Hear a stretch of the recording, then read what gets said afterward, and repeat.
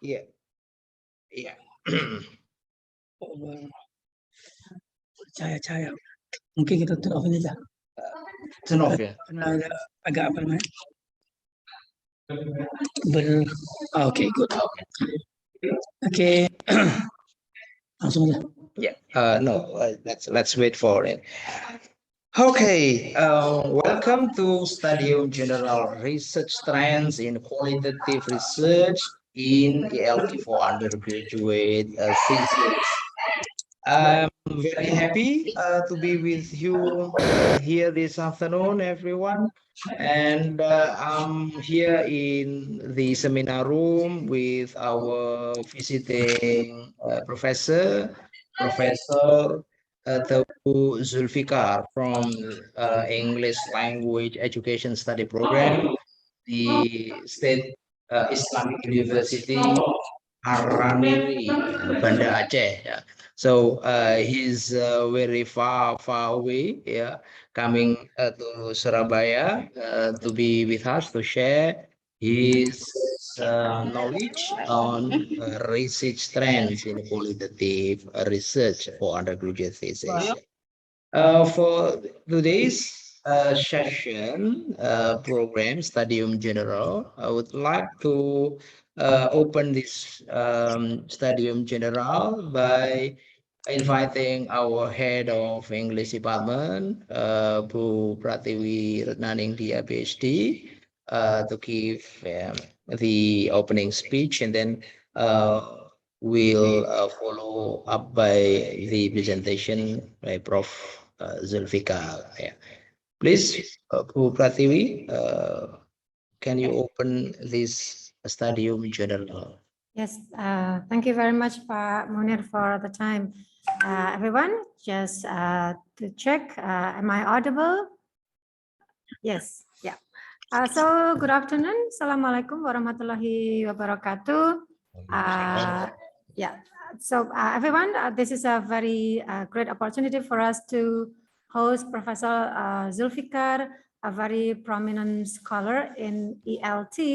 And of course, there are a number of reasons why we need to really pay attention and put a very, a very strong significance in this program. Kuliah Tamu ya, Studium Generale. Just this morning, we had another academic forum session with the academic staff or lecturers of the department, and we discussed research trends or publication trends in ELT, articles that have been published in Scopus indexed journals. And this topic is also very closely related to today's topic in the Studium Generale, research trends in qualitative research in ELT for undergraduate thesis. And of course, there is, especially to me and Pak Munir, there is a very strong reason why we decided to use this topic. Yeah, we would like to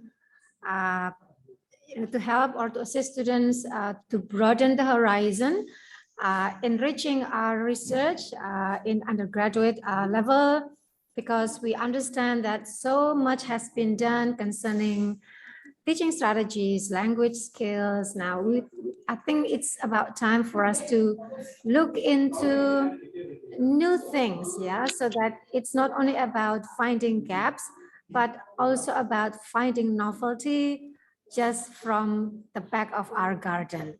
Yeah, we don't have to go that far, but let's just look around what we have in our surrounding, what we have in ourselves as a student, as a scholar.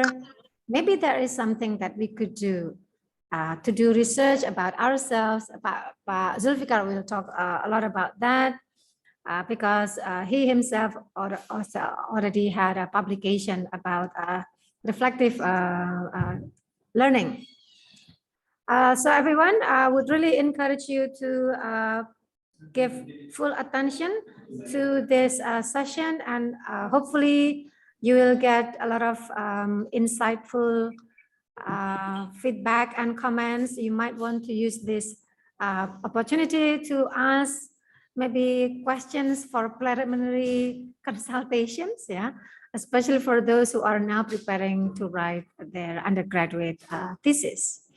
So, Prof. Zulfikar, on behalf of the department, I would like to extend my greatest gratitude for your willingness to be part of us in developing our academic firm. So thank you very much for that. Everyone, have a very productive session. And wassalamualaikum warahmatullahi wabarakatuh. All to you, Pak. Waalaikumsalam warahmatullahi wabarakatuh. Thank you, Pradeep, for opening the Studium General. I think I need to remind you that this Studium General is a must for all students of English department, both English literature and English language education. Um, that is going to be proven by your filling in the exit ticket, yeah, in the end of the program.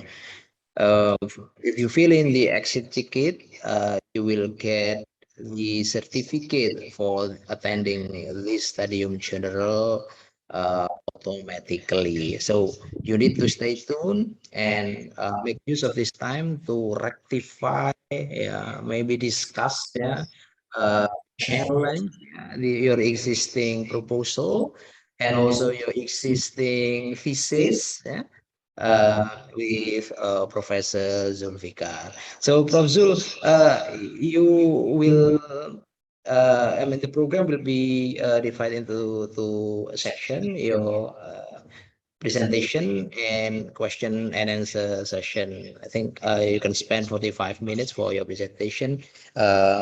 We'll spend 45 minutes for question and answer session. Prof. Zul, time is yours now. Okay. Assalamualaikum warahmatullahi wabarakatuh. I'd like to say thanks to first Alhamdulillah Rabbil Alamin, of course, and then salawat dan salam kepada baginda Rasulullah SAW. So I would like to thank Ibu Kajur, Ibu Prativi for having me in this great opportunity to share with the students, and also Pak Munir as my colleague also, and also the department of the head of English department for having me with you here now until to the ends of the program, I think, for 1.5 hours or so. Do you think my voice is clear enough or okay, good, thank you very much. Today, as I was requested by Pak Munir and Ibu Prativi to discuss about the trends of research in qualitative inquiry. So we'd like to talk about that a bit. We'd like to talk about how to write a good thesis, and then what kind of research focus to identify during our thesis writing. I would like, allow me to share my, okay, I think this one, share.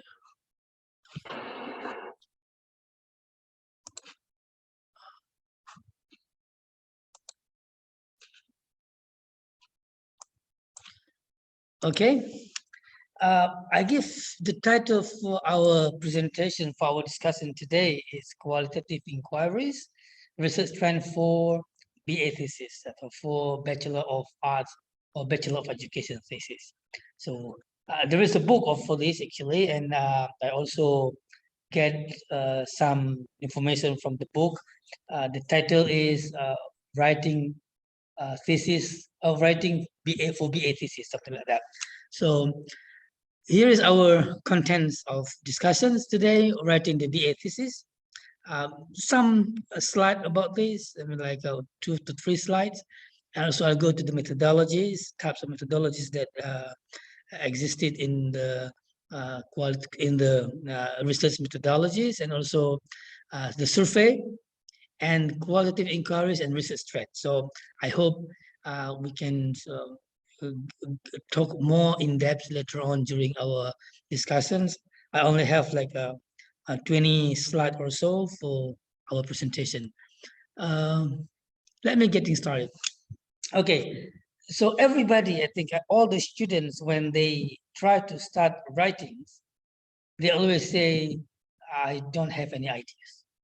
And when I ask the students, do you write, do you start writing already? And they say, no, I'm waiting for the ideas. So getting ideas for research is not easy, actually. Yeah.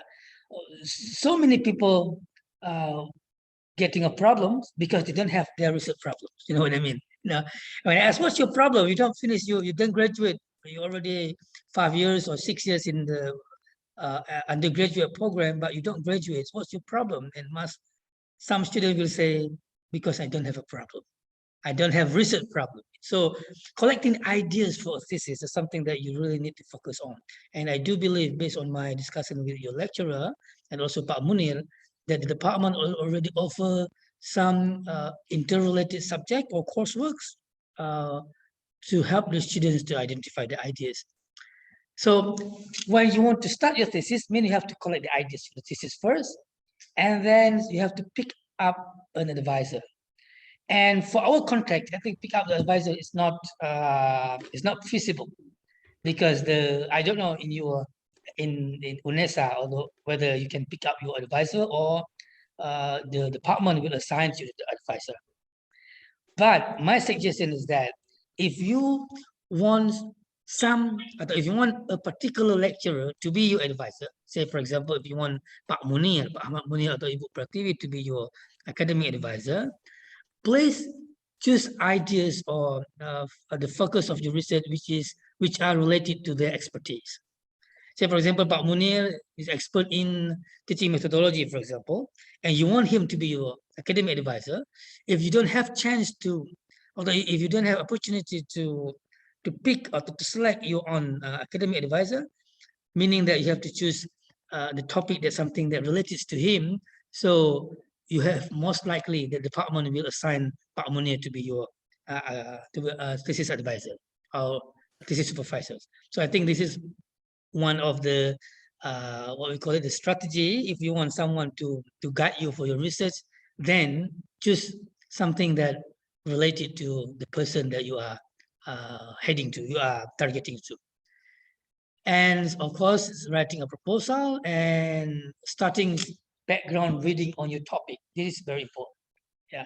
In my case, like at Win Araniri, if my student come to me, ask for the topic, it's not the titles of the thesis, but the topic of the thesis, the big theme of the thesis, then I ask them to at least review 5 articles related to the topics. So I asked the student to bring 3 topics because the department will receive 3 topics. I mean, the student, when we went to submit the proposal, they have to submit the 3 topics first, and then we help the student with the proposal. So you have to read some academic reading, some background reading for your topic. Say, for example, you like to do something on skills, improving language skills. Say, for example, you want to focus on oral proficiency, improving oral proficiency skill, for example. So you have to really read or really visit the literature on readings, on reading, on oral proficiency, sorry, on speaking and on similar topic with your as your focus, as your interest. And also you just don't read, but you need to take useful notes. This is very important for us to take notes, I mean, while reading. And I do believe the lecturers in teaching reading comprehension or teaching academic reading, they will offer you or they will give you some useful notes on how to take notes or how to take useful strategies on how to take note while reading. So don't forget, say for example, some students or some lecturer, when after reading some review, some literature or some reading related to the topic, they make the table and then write down the identity of the articles, and then they have to write down the main finding of the articles. So by doing that, you will keep up your reading, and you will see that there are some previous studies related to your interest or your topic or something like that. And of course, after readings, and then take useful note of the reading, and then you can really write your thesis topic, or the main idea of the topic, or the issues that you want to explore for your scriptsy or for your thesis. All right, steps. Let me give you some steps here. First, find out your areas of interest, okay? And then questions you have about it. So question you have about your interest, okay? Sorry, in my backgrounds, I think I have different backgrounds here. Can I remove what? Backgrounds, please? No, okay. Yeah. All right. So this is why I got flash. I got flashy because I have previous background. All right. Yeah. First, you have the areas of interest. What is your area of interest? I mean, like some students, you want to explore about developing language skill. Some of you want to explore, for example, about learning style, student learning style. Some of you want to explore about book analysis or something, or in literature, you want to analyze or review some novel or movie, for example. So when you stick of your interest, you may want to find multiple interests at first time, because you may not know which one really become your final interest. Only after you have question about what you have in mind to do research, then you can really stick on what you really want to do, okay? And if you have got some interest, ask question about it, and then ask question about well equipped or not. Do you think that do you think that you will find the literature for this or not? Do you think you have books for this or not? Do you think you can do this or not, or something like that? And then also identify whether you have expert or the lecturers who are good in this issue. Say, for example, you're looking at student learning style, or how high achieving students learns in English department, for example. And this is about learning style. So this is about student attitude. So you need to ask yourself or identify or ask your prodi, for example, whether there are some lecturer or there's someone that can supervise you in that kind of issue. That is very important to take note, because sometimes some students just pick up the title out of the blue, and there are non-expert available to supervise the student, and that will be a problem. And then you have to take some relevant courses for this one. As I talked to Pak Muni, there are some courses, some interrelated courses with writing thesis, for example, research methodology, and also seminar research proposal courses, and some other courses that are related to writing thesis. So you need to really pass and get good score for those courses. And then let me move on. Okay, all right. Okay.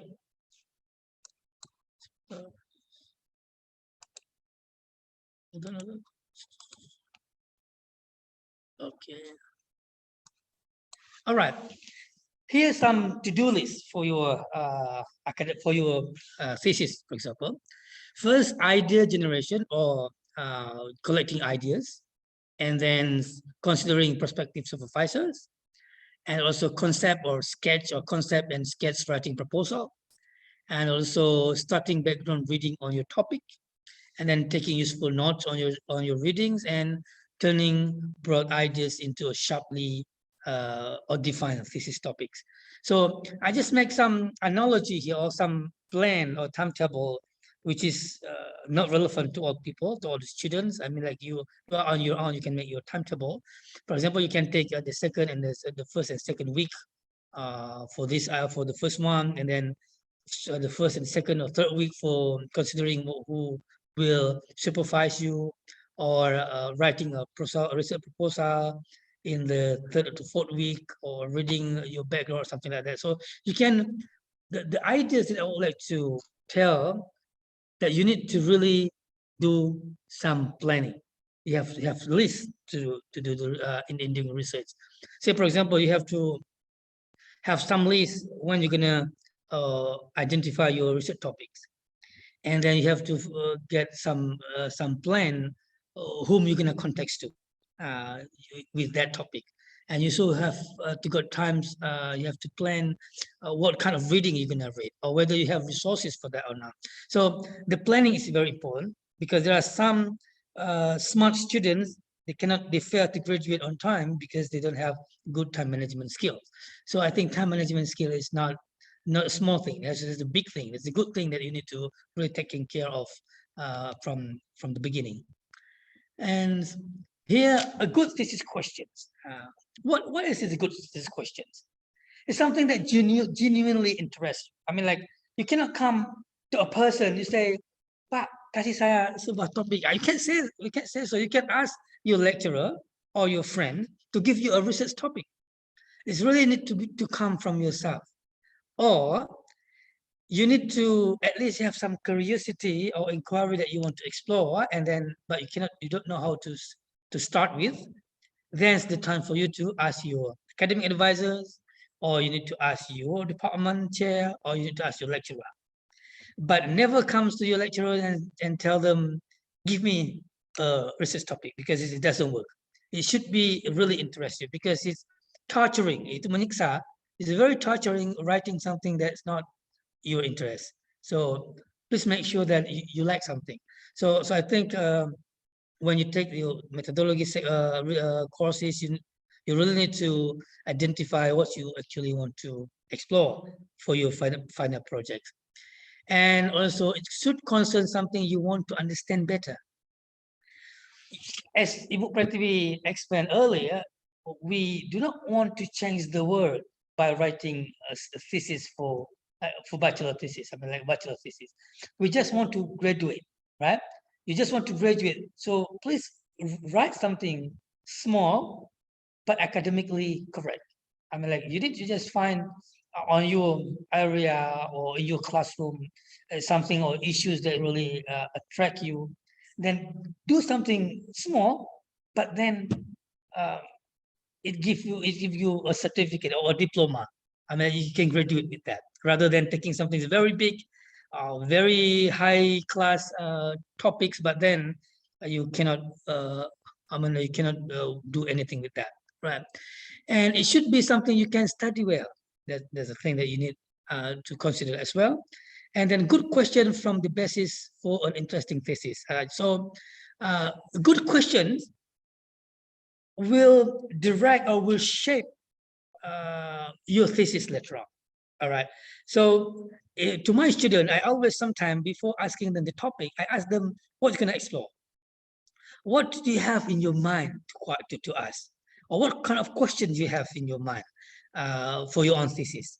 So that's puzzling things yang ada at the head of the students, yang ada di kepala mahasiswa itu, menjadi the starting point for them to explore and to identify what kind of topic that they're going to choose. Yeah. Okay, let me move on. The final step, look at the final step, whether your thesis fill in the gaps of your research.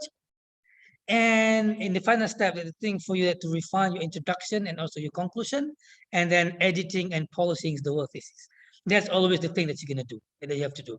So you need to edit and polish the whole thesis at the end of before you submit. Okay, that's all about writing thesis. Now let me move on into some methodologies. Yeah. So I don't know if you have come across to all those methodology, and I think some of students write about this quite often. First, experimental research. It is not qualitative. A narrative study, it is qualitative. Introspective research, case study, qualitative and can be quantitative. Phenomenology, qualitative, and correlational studies is be quantitative, right? So say, what can you do with experimental research? Look at around your class, say, for example. You can ask question whether group work or discussion technique can improve student speaking or not, something like that. Or STAD techniques can improve someone reading or something like that. So find out something that really attract you in your campus, in your classroom, or over the reading.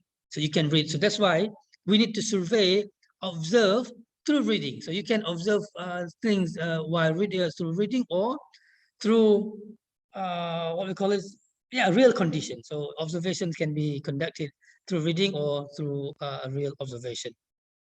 Narrative study. This is very interesting. I don't know if Department of English Education allow a student to write something about narrative study, but also this is in literature. I think narrative study work well for the literature department. And introspective research, you can explore your own learning style, and also you can also compare some other learning styles, and then you can write your thesis. Case study, there are so many people write about case study. Phenomenology is something big for the students, bachelor students. So I don't think you need to write something about this, because you need to, if for master's students or a PhD student, they will write something about phenomenology. But I think for yourself, I mean, like as undergraduate, if you are good in quantitative, you can choose experiment, and you can also choose correlational studies. If you are not good at quantitative, you can go with the qualitative, where you can take narrative, introspective research, or case study. All right. The survey. This is what happened. I mean, like I did a survey to the 27 institutions, state Islamic higher tertiary educations, I mean, or higher institutions. And my question is the most likely methodologies selected by students in the past 3 years in writing the thesis. If you can see, experimental research is number one. I mean, like 55%, the head of the department says that their students write wrote or have written experimental research in their thesis, and survey only 14.8%, and then case study 29.6%. So I mean, this is the generic term, I think, the generic trend, I think, or most students in many different universities, especially where I did my survey, the student wrote thesis on experiments, qualitative, and also survey. 3 big things. And yeah, here we comes to the trend. What kind of qualitative inquiry that you can think of? Here I review an article written, published in the Dinamika Ilmu, research trend of EFL student in English education programs, 2005 and 2015 survey. So Iftani atau Erna Iftanti and Arina Sofia from State Islamic Institute of Tulung Agung did the survey on what kind of research, what kind of methodologies the student wrote in the past, how many years? 10 years, the past decade. Let's see what they wrote. And this is only about sample. They surveyed 450 theses from 2005. Out of 32 theses, they reviewed or reviewed 21, and then 2015, from out of 137 theses, and they reviewed 99, and altogether 450 theses they reviewed for this journal. And you see what trends on the research topic within the last 11 years. You see grammar, and people write note, TEFL, teaching methodology, they teaching English as foreign language. Teaching methodology is more frequent than others. 283, and also others 49, 59, and all this trend can be explored through quantitative, and but also can be explored through qualitative. You can explore about listening. Say, for example, what kind of qualitative research can be used to research listening. If you use experimental research, it could be quantitative. But if you see, for example, student challenges in improving their listening skills, this could be in qualitative. Student challenges in answering reading comprehension section in TOEFL test. In TOEFL test, it could be qualitative. But if you want to see whether 1 week or 3 week training of the TOEFL can improve students' listening skill or not, listening score or not, so something that related to quantitative. So you can explore all 11 topics using quantitative or qualitative. So right now, you may sit back and relax, think of what, say, for example, what things that need to be explored in your own settings, for example. And you see the method that the student use, the methodology that the student use, most of it is descriptive and qualitative research. Way 192 frequency, and then 42.67%. And the least likely research is survey. It's not survey, yeah, content analysis. Content analysis is 1.33% only. And also research and development, 1.11%. I think that's the least likely methodology used by the student. And it makes sense because research and development takes a long time. Cars is a lot, yeah. Here, action research, classroom action research, cars, 45 frequency, 45 dissertations about thesis written in car, yeah. And quantitative also 46. It's only 10.22%. So descriptive qualitative is the highest methodology, the most likely methodologies the student choose in this research, in the research written by F20. So maybe my research will be different, and some other research will yield different results, different result. And now I move on into a review of recent research in EFL motivations, research trend, emerging methodologies, and diversity of research populations. It's published by System. It is a high quality journal. And let's see, qualitative method of data collection. So most articles are written in using semi-structured interviews of data. And semi-structured interview belongs to qualitative research. And photojournals also belong to qualitative, reflections qualitative, and written activities 18% are also in qualitative research. So you can choose among of those method of data collections in doing your own research.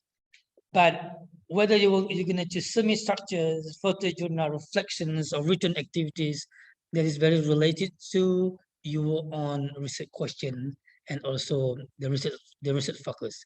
So you can don't pick this one first before you pick up the topic of your research, or whether you're going to use qualitative or quantitative.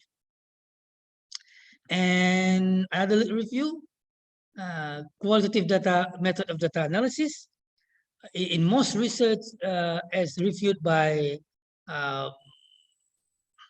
in the journal earlier, I post here, is transcriptions, analysis of the text, and vivo, using in vivo and thematic codings. And research focus of this one, let me move this one here. Okay. Research focus, learning and teaching approaches. This is one of research focus that you may think, or you may explore later on. You can see your colleague or your friend or your classmate learning styles, or you can see how high achieving students learn English, for example, or you want to explore your lecturer's teaching style, or the English teachers teaching styles, or teaching approach. So you can focus on learning style, or the learning methodology, or teaching approaches. And also motivation and other interrelated variable, emotion, engagement, learning environment, and attitudes. This one, I think, a bit difficult for bachelor students if you don't really focus on, if you don't really like something related to psychology or something. And in fact, some English department does not regard this as the topic worth researching in English department. So you may not choose that topic if you don't like it. But this one, examining the relationship of motivation and motivational practices with achievement. There are some studies on this one, external motivations, the impact of external motivations toward student language learning, internal motivation versus external motivation, or something like that.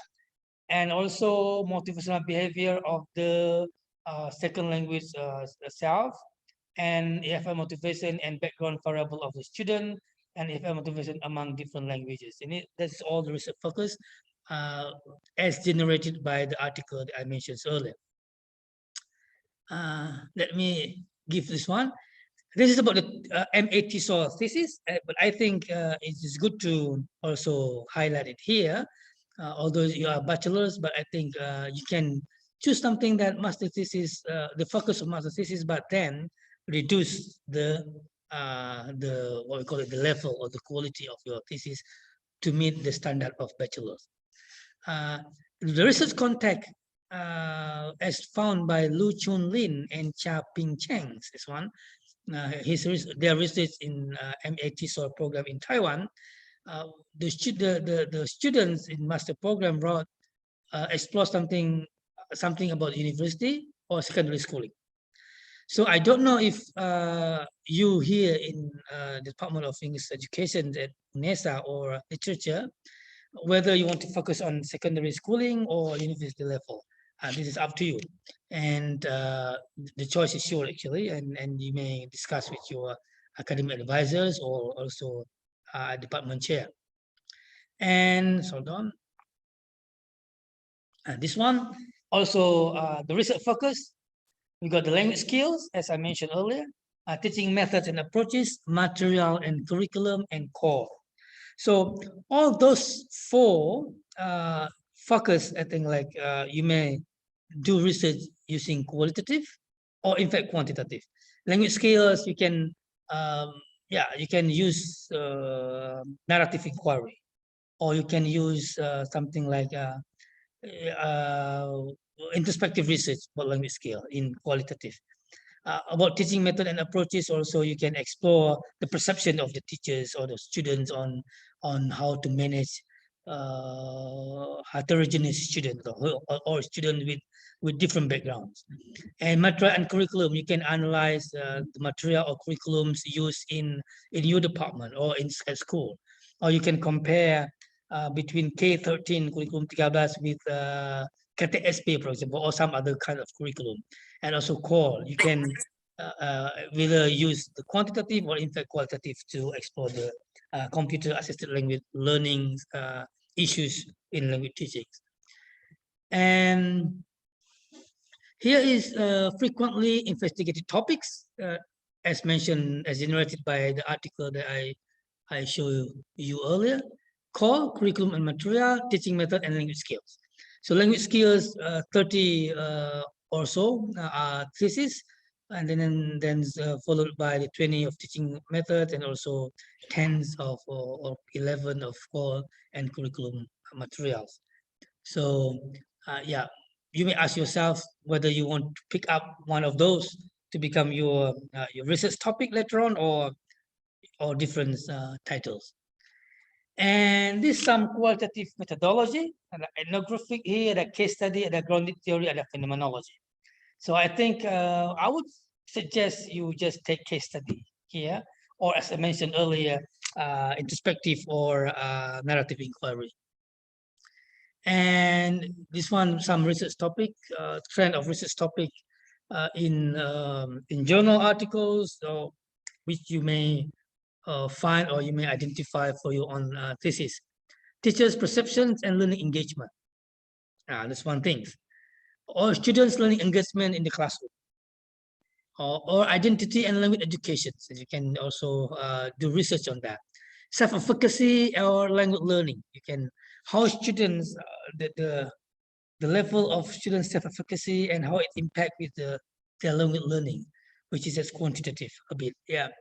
Student and parent attitude toward language learning. You can explore how parents and also how student feeling of the language learning. Sorry. Okay. And yeah, I think this one also some research trend that you may select or you may choose for your own benefit. Systematic review of the impact of formative assessment. If you look at the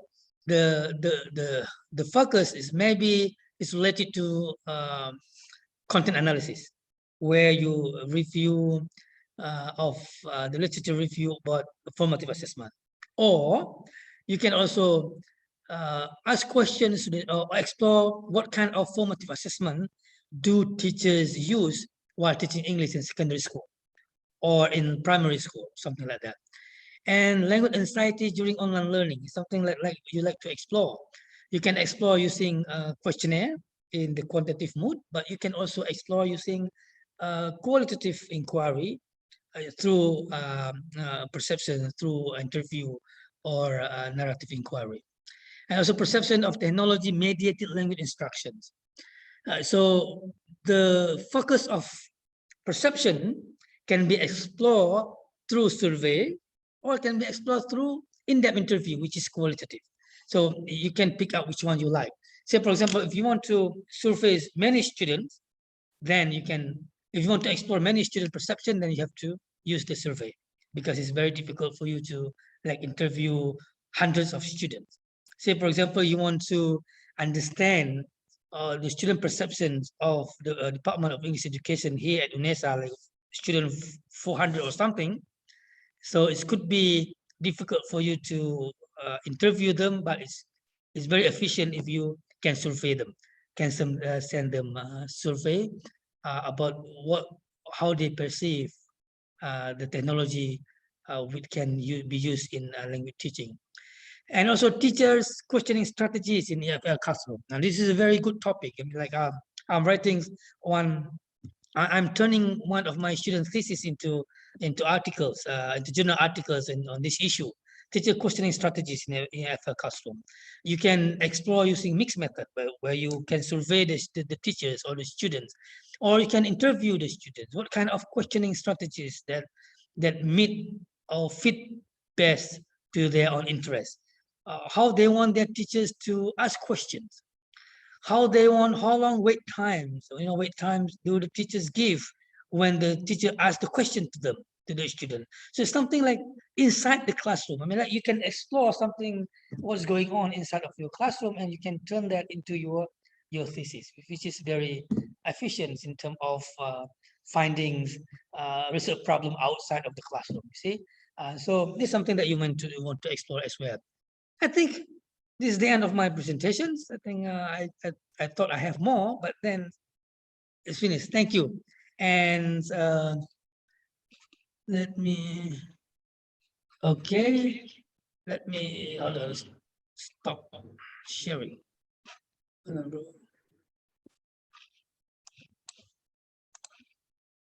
Okay.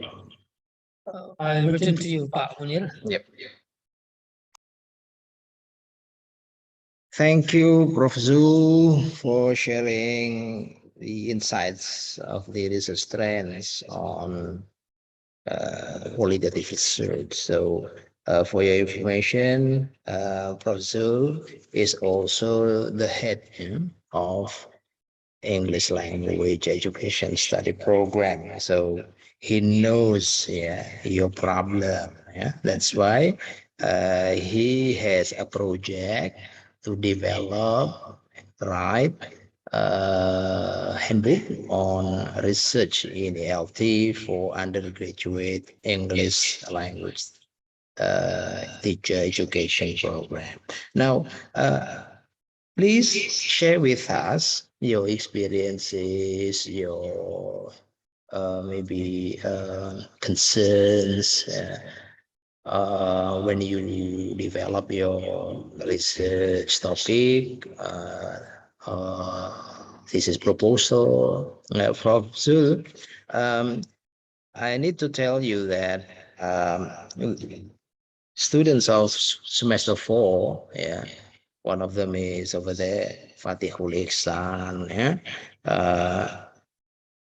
is now writing or doing thesis proposal writing, yeah, because next semester, yeah, for 3 semesters, they will go away from the study program, yeah, to explore the world in the freedom of learning, yeah, or MBKM, yeah, for 3 semesters. So before they go, we need to give them all the necessary knowledge and skills, yeah, to navigate, yeah, the journey. Yeah.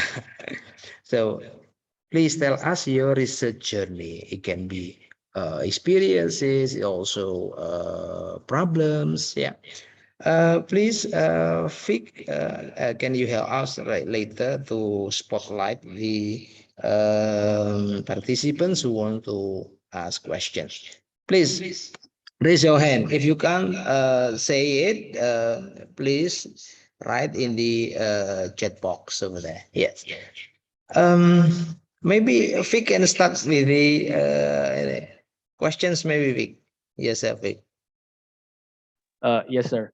So I want to ask to you, Mr. Professor Zul. I want to ask, shall we follow the trend or shall we follow our passion? Because sometimes when we want to conduct a research, when we want to follow our passion, and then we consult it to the lecturer, sometimes we have a difficulty that it's not feasible, it's not possible at this in this term, something like that. So what should we do? Okay, thank you, Fatul Ihsan. Very good questions. Yeah. First, please follow your passions. Yeah, because passions will what we call will energize you, will give you some energy, or will motivate you to write your own thesis. But then, passion is not sufficient. You need to have your passion, but you need to ask whether it is researchable or doable. If it is not researchable, mean you need to twist a bit your passion. I mean, we don't have only one passion. We have so many passions, right? So if, say, for example, you have one passion, you come to Pak Munir, said, Pak, this is I want to write about this because I have a passion on this. And then Pak Munir, because in terms of age, he is older than you. In terms of knowledge, he get more knowledge than you. In terms of experience, he get more experience than you. So maybe he can give you some very wise suggestion and saying that, okay, Fatihul, this is a good one, but it's not very researchable, it's not very feasible because of this and that. So when your lecturers say so, I mean, like, you don't become resistant, okay? You don't be defensive, but you have open mind, you have to be open-minded, and you say, maybe you like an issue, but since we don't have that much knowledge on research methodology, so you don't know whether you can do that or not. You don't have about foretalls. I mean, you cannot tell for the future what's gonna be. But say, for example, your lecturers, Pak Munir or some other lecturers, they have experience. So they say, okay, your passion is good, but then it's impossible to do in 6 months, in 6 month times, right? So passion is good, and you should follow your passion. But then, if your passion doesn't work according to your mentors, according to your lecturer, that's the time for you to shift a bit your passions. So that's why looking at the trend is important, because sometimes we don't know we have so many passions out there. We only have one passion in our little tiny room, right? So I know about this, I know about that. But then when you are exposed to some trends, some research trend, you're gonna say, oh yeah, this is good. Oh, I haven't thought about it. I want to do this, something like that. So I think my conclusion is that my answer to your question is follow your passion, but then consult your academic advisors if to them your passion is not feasible, it's not doable, and not researchable. It's the time for you to shift the passions. I think that's what do, right? Okay. Yes, Thank you, sir. we have somebody who raised hand here. Can you start talking?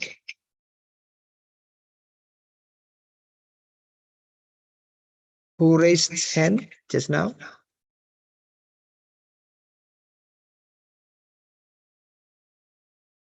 Professor, there are also students who are now doing their article review. Yeah. So students, this student, for example, Fika Shah Aldina, has already done an article review. So maybe some of them can also share their experiences, what was being asked, commented on by the reviewers. Yeah. Yes, Fika, maybe, or those who have already done article review, mana nih? So who raised hand? Fika ya? Icha. Oh yeah, Icha, not Fika. Icha is from 2019, so she will be writing thesis, yeah, next semester. Yeah. Yes, please, Icha.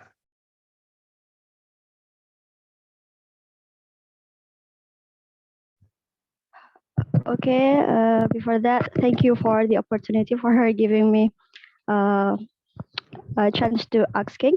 Before that, my name is Icha and I am a 2019 cohort. So I would like to ask you to Professor Zulfikar. Maybe I would like to ask about your past experience in doing qualitative research. Have you ever experienced like got stuck on finding literature, and when you are doing your research, you just confused how to interpret your data? Maybe like how is your solution? What will you do when you get that experience? Yeah, when you just confused and when you just got stuck like that. Thank you. Okay, Isha. So very good questions, yeah. Isha, right? Yeah, my first contact with qualitative is in 2002 when I did my master's with Pak Munir. Yeah. So in the past, what I know about methodology is only quantitative thing. It only with statistic kind of things. Yeah. So I'm afraid I get stuck of quantitative because I don't know mathematics well. I don't know statistics, so I don't want that. So I feel scared of doing research. But when I did my master's, so in my undergraduates, I don't know about research that much. I only write something that's I only write about the comparison between uh, Indonesian phonology and English phonology or something like that at the time. So I forgot. So I just comparison between Arabic and English and Indonesia at the time. Yeah, I don't know whether that's qualitative or quantitative. Yeah.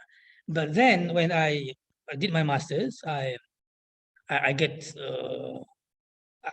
exposed to qualitative, and at the times I know what qualitative is, and I really get stuck in interpreting the data, you know, because the difference between quanti and quali, in quantitative you already have the format kind of thing, you know.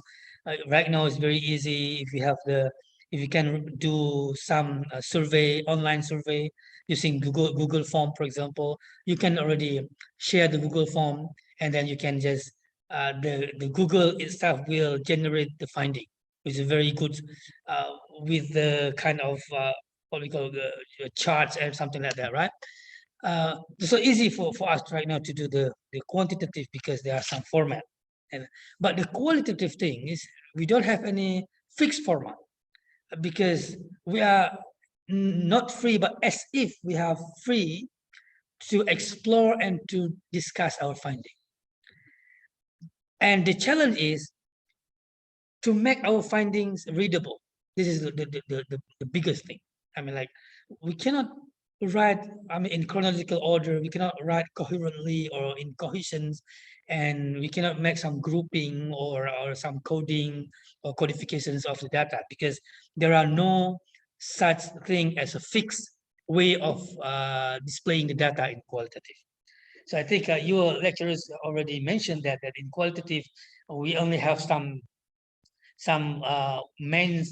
main procedure or main strategies to analyze the data using coding, theme or thematic codings or open coding or some axial or selective coding or something like that. But how it is actually done is not really fixed in terms of in the format. So each of us think of how we codify our finding, and that's the challenge.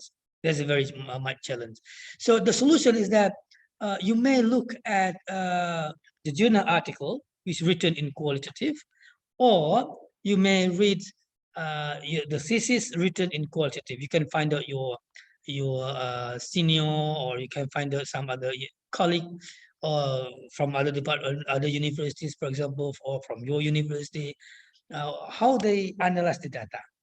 Because format is important. I mean, like, we can see the format, but don't copy paste. Don't copy paste it, all right? So you can see the format, how people analyze the data on student perception, for example. How they did the codification, the coding. So doing coding is not easy.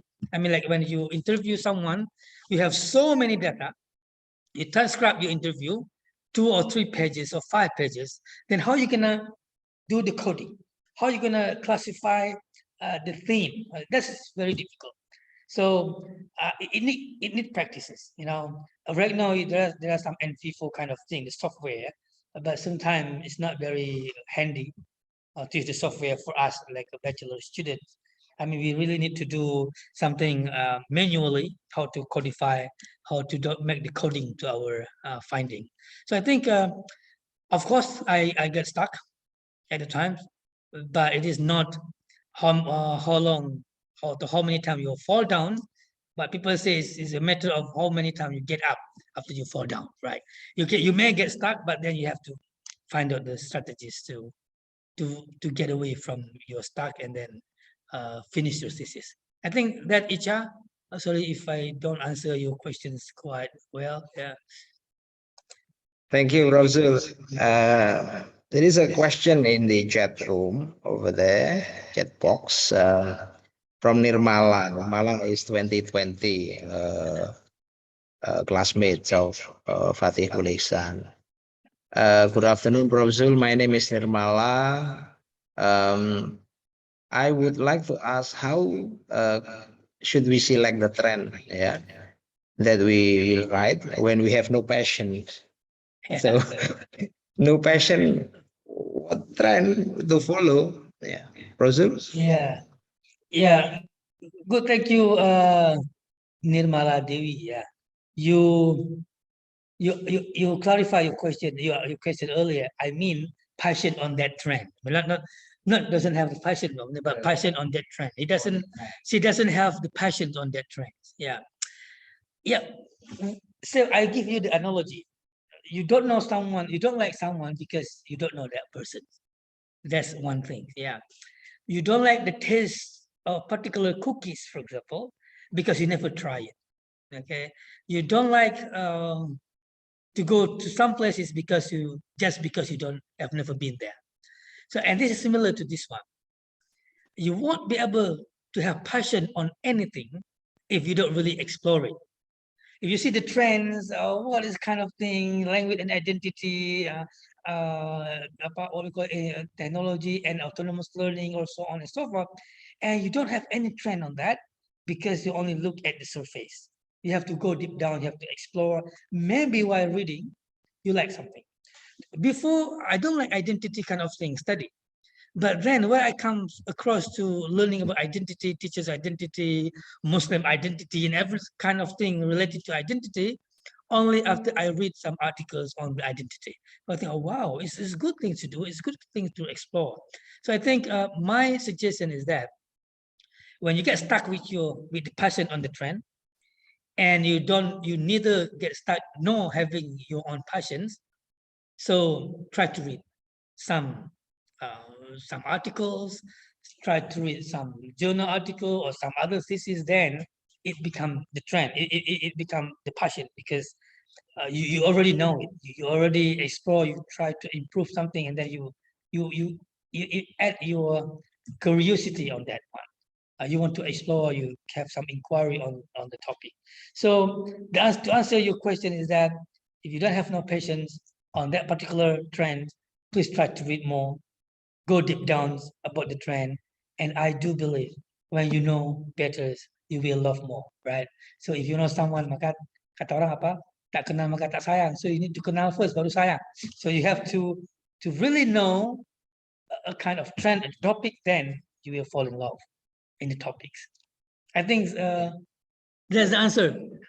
Yeah, I hope that answers Nirmala's question. Okay, yes, good. Let me invite my student, Prof. Zul. Yeah, she has done the article review and passed the exam or article review. Azminatul, can you respond to me? Yes, sir. Yes, please.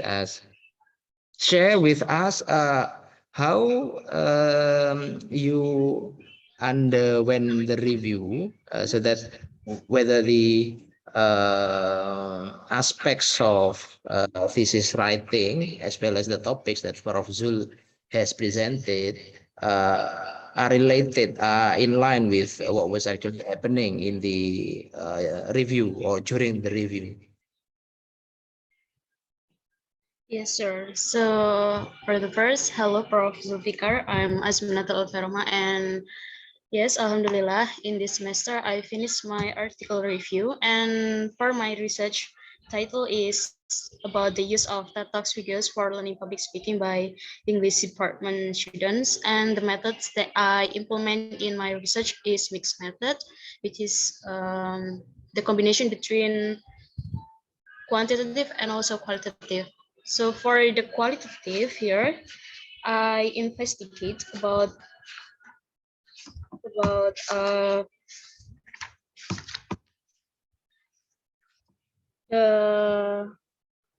aspect how the English department students make use of TED Talks videos for learning to speak in public speaking by using TED Talks videos.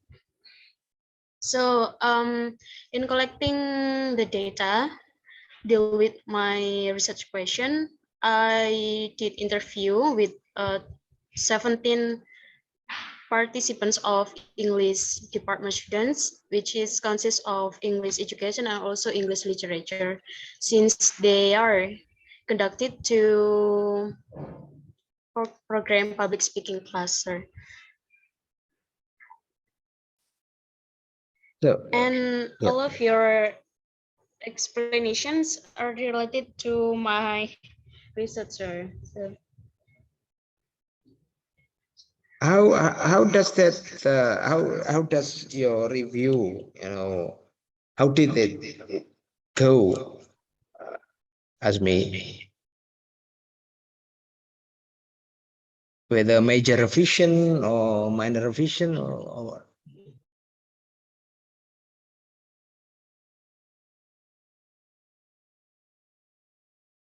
As me, What you see? mixed method. Oh, article. Yeah. Oh, no, not review article. They conducted a research and then reported in a form of article, not in the form of scripture. This is what is actually, yeah. Yeah. pardon, sir. How did your review go? How was the result? Major revision or minor revision? So my major revision is in the method session, sir. For the findings, my board of examiner suggests me to add more relevant previous studies that deal with my research question. Yeah, this is the shallow or lack of discussion. Only one or two authors being used in the discussion. Any suggestion for making a very good discussion, Prof? Okay. All right. Can you The what?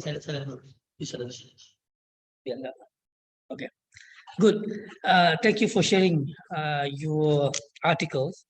I think that's halfway through, right? The reviewer already reviewed the articles and then missing in discussion section. Is that what you lack of discussion?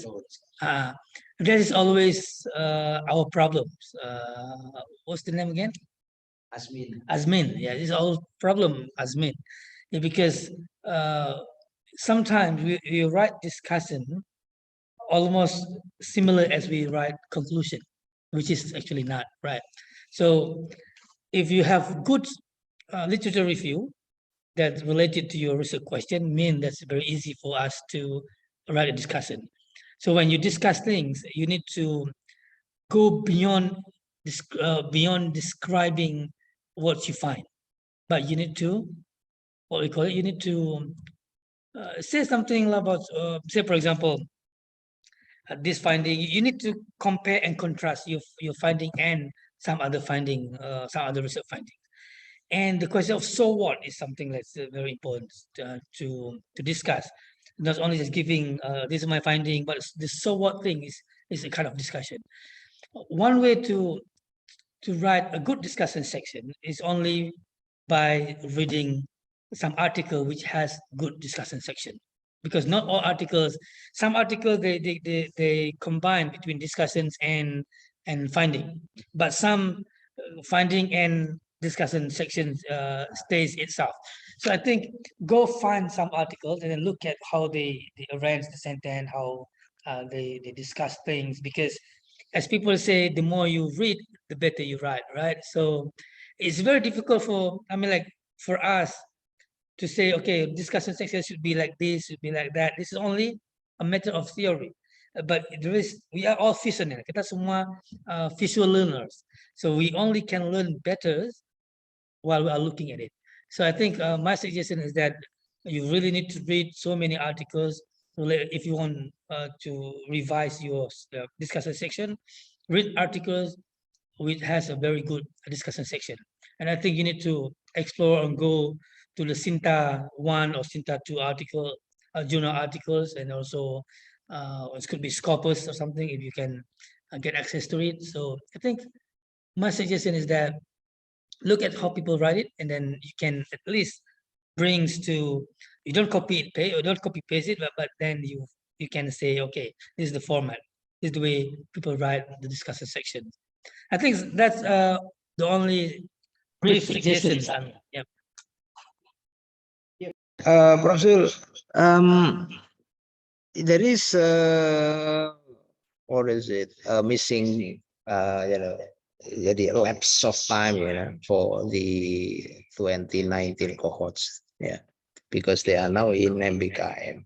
Yeah, and the last time they were thinking of their thesis proposal was last year in semester 4. Yeah, and they will be writing the thesis in semester 8. So in semester 7, they yeah, I don't know.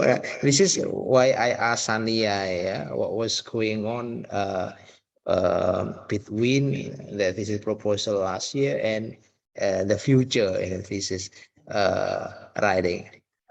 Can I invite somebody, a student from 2019? Yeah.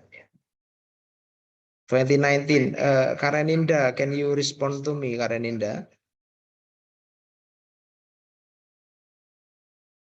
Yes, sir. Yes. Here. Can you tell us how you maintain your proposal to update your proposal so that in semester 7 you are ready for writing your thesis? All right. Okay, so the last time I started writing my thesis proposal was a year ago.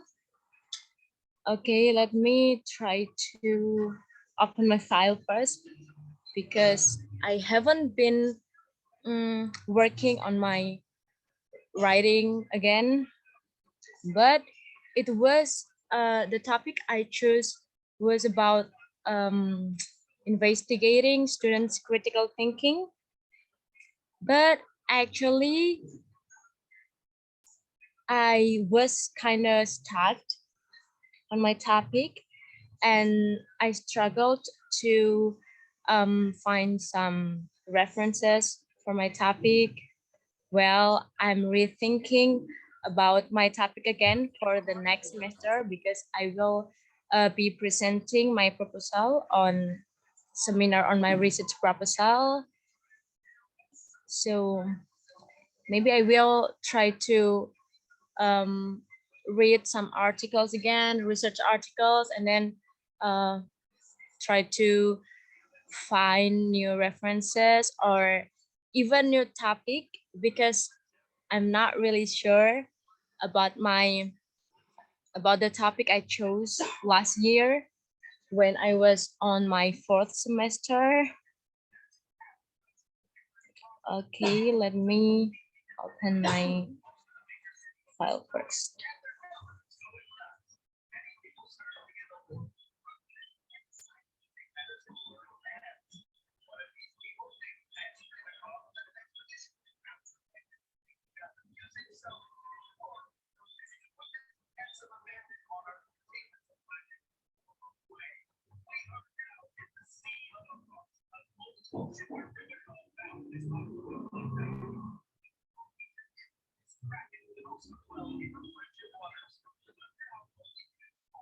I don't know, maybe. Who's the name? Kareninda, are you with us? Yes, sir. I'm here, and I'm opening my thesis proposal writing file. Okay. Well, maybe I would like to tell about my struggle. Okay. In writing my thesis proposal writing. So in my 4th semester, I haven't got quantitative qualitative analysis course, and then also I haven't got I've got research methodology on my 4th semester also, but when I was also currently writing my thesis proposal, so and the topic I chose was the relation between oral proficiency and critical thinking skills of secondary level students. So I think it was speaking, right? Oral proficiency and critical thinking. But after that, I was genuinely stuck. I have written till the research methodology. Actually, I was kind of confused whether to use qualitative or quantitative analysis or methodology on my topic, like the relation between oral proficiency and critical thinking skills of secondary level students. That's why I was stuck, and I haven't continued working on my thesis proposal writing, sir. That's it. What's your plan on the plans for relationship between speaking proficiency and critical thinking?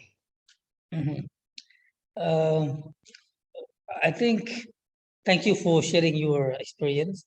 It's good to hear that you are so honest.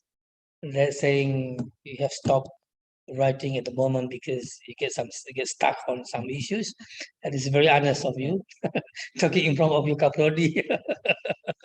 All right, yeah, I think for our level, the bachelor degree, I think you just pick out one variable. I think because it's very difficult if you don't really have passion on that, and you get difficulties reading some articles on the oral proficiency and critical thinking because it's very difficult to make some connection because sometimes people do not ask questions not because they don't have any critical thinking.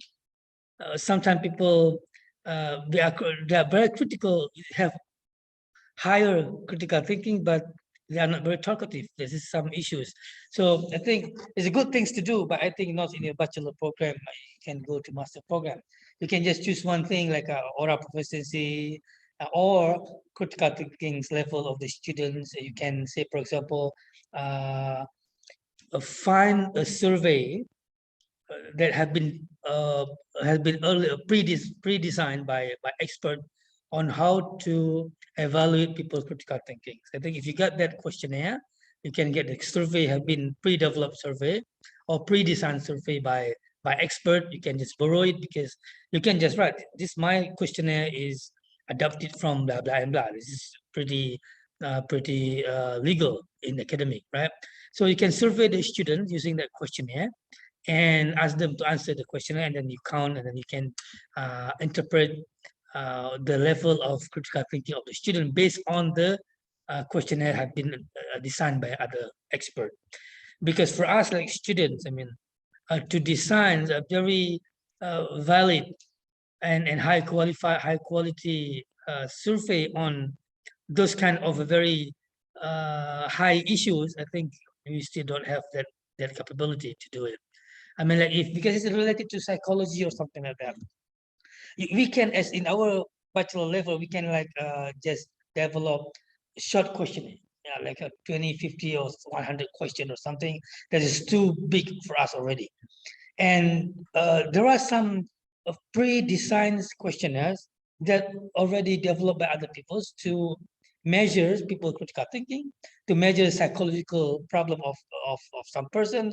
In fact, I got some students using the other people questionnaire to examine the speaking anxiety of the student, but using the questionnaire that already pre-developed by expert. So I think that's one way to solve the problem rather than you force yourself and then you get stuck and then you quit doing things and which is not really good for your own progress later on. Nanti Anda jadi sumo, susah move on nanti ya. So, so please fix yourself, fix your what we call it, your direction, your intention. I think pick one variable, do only oral critical thinking. If you want to pick that one and then use the survey that people already designed for all of us, you can find out in Google or in some other books or textbook, or focus on oral proficiency level. If you want, if you ask Mr. 9, 8, 9, semester 9. No, sorry. Semester 6. Six. I think you still have 2 years, also 2 semesters to do it. So I think you can choose either oral proficiency or the critical thinking things. I think that my comment, Pak Munir, I hope it's really a good suggestion. I hope. Yeah. Okay, thank you, Prof.